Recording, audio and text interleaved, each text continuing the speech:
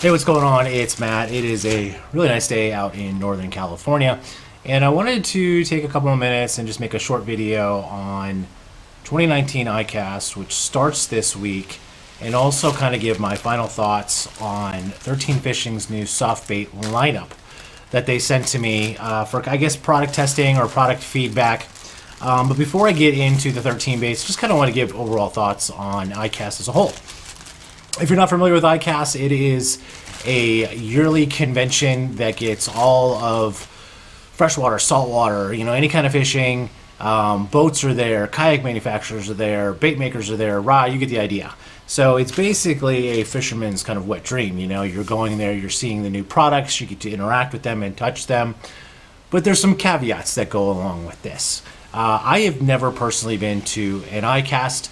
I probably will go one day, but sitting from this side of the computer, so to speak, and watching all the YouTube videos over the course of the last 4 or 5 years, it's a tough thing to do because, you watch these videos of the new products coming out, you get the sneak peeks, you get guys like me that are showing you new soft plastics from a pretty big fishing company, and then you get there or the time passes and you realize, hey, look, you're not going to be able to buy this until 2020. So put it back in your pants and just chill out. But also, too, in the bass fishing world, there really hasn't been that much innovation that's occurred over the last 4 to 5 years. That's my opinion. If I'm missing a product that you think is just revolutionary, granted some of the Calco stuff that they've come out with has been absolutely fantastic, and it is revolutionary in a sense with tackle storage and tackle management. But every year, all I really see from major bait companies and manufacturers are changes in colorways. Strike King is like perfect example of this. Strike King's baits are tried, they're true, they're proven. There's not a lot of new designs that they come out with because the baits work really well, and they're probably the top selling bait company in the United States, or if not the world. So it always seems that with Strike King, they're always coming out with like new colorways for ICAST, and I'm supposed to get excited about that. And for a guy that only fishes pretty much 2 colors in soft plastics and only 3 colors in hard baits, and most anglers I think are that way, they're really just trying to catch the fisherman's eye and say, oh, look at that colorway or whatever it may be. Let's be honest here, the colorway has already been created, it's already in Strike King's lineup. They just don't have any new products to put out, so they introduce new colorways, and some of them are really, really badass. Some of them just aren't. When it comes to kayaks, I think this year with kayaks we'll see more entry-level pedal drives, and Three Waters released their new pedal drive, what they're going to launch at ICAST, and it looks great. And for $17.99, it fills a very, very good void. I'm sure that other companies will be doing the same exact thing. Old Town released like a revamp of the Predator. They made like minor changes in the whole design. It's just not impressive. So really what it is, for me, for ICAST, I'll be watching this stuff and I'll be like, oh, this is great. And if I do see something, I kind of get bummed because I have to wait until probably January to buy it. And like I said, certain companies are really, really good about launching products right after ICAST. Lose is really good about that. They're coming out with a new combo called the Smash. The colorway is sick, but I'm pretty sure it's just kind of an addition to their mock lineup. It's just the most cost-effective one. But a company that's not so good at getting stuff out in a timely manner after ICAST is 13, and not bashing 13 by any means, but kind of just dive right into this. 13 sent me baits to kind of give thoughts and I guess feedback on and kind of get the word out a little. I don't know how well I did.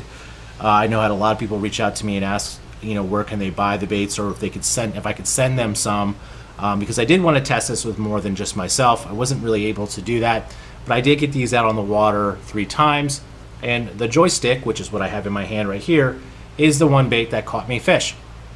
I had some initial concerns with these baits because of how firm they were. I wasn't sure how they were going to hold up, and I think the first video that I caught a fish with the joystick, had fallen apart after 1 fish, and I was kind of bummed about it. But what I learned was that might have been a rigging error on my part. I might have been just a little bit too far down on the bait, or I might have just ripped it too hard. We all do those things, and I'm a big dumb animal anyways, so I wouldn't be surprised if I did that. But here are my suggestions First, we'll start off with like the pros of these baits. Like, so this is the joystick, this is the Ninja Tail. Like I said, it's the only one that caught me fish. These are super buoyant. The action in the water is absolutely fantastic. The little kickers on the paddle tails right there, they really do put off a lot of vibration in the water. So much so that it's probably why their jerk, which is their soft plastic jerk bait, has them on there as well. I think they're called rabbit ear tails, whatever, you know what I'm talking about. So the jerk is really just kind of like the joystick with just a little bit of a different shape. Things that I would change. You know, when it comes to packaging, I don't think any of us is really a big fan of packaging. With clamshell packaging, I should say, when it comes to soft plastics. It takes up extra room, it takes up storage, especially if you're in a kayak. You really kind of want as much space as possible, or as much storage as possible. So most of us, I think, take those out and put them into a soft plastic bag. These were actually left in my car, and they did not warp at all. So the plastic's durable enough where it doesn't need to be in a clamshell. And I also think that when you put things in a clamshell, just for marketing purposes, you're kind of already saying this is super high end, this is super high priced, and you're not going to get a lot for your money. The other thing that I probably would suggest for 13, and one of the things that I really did not like, is that I have seen a listing of all of the colorways that they have for their soft plastics.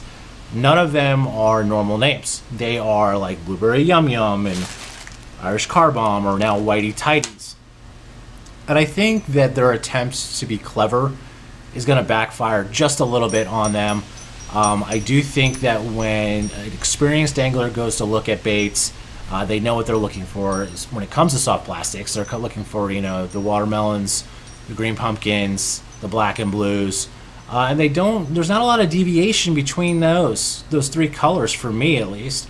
So calling something Blueberry Yum Yum instead of saying, I don't know, like a June bug, is just kind of like, okay, I know it looks like it, I know it's got the same kind of like flake and same sort of colorway as a June bug, but it doesn't say that, so I got to really study the bait if I'm buying them online.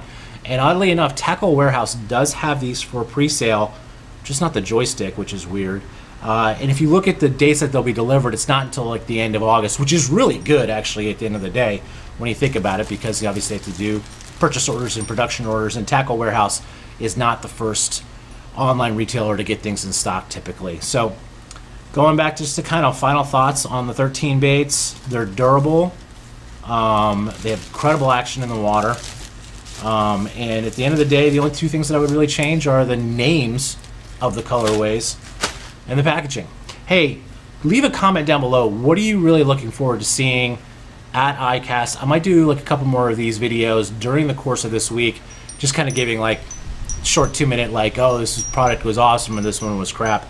But leave a comment down below on what you're looking forward to see. Thanks for watching, and I will be out on the water next time you see me. Thanks.